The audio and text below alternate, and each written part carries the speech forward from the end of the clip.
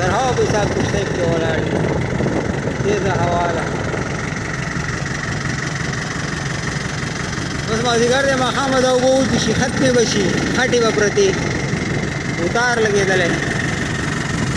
هغه لږ لږ ځایونه ښکاره شوي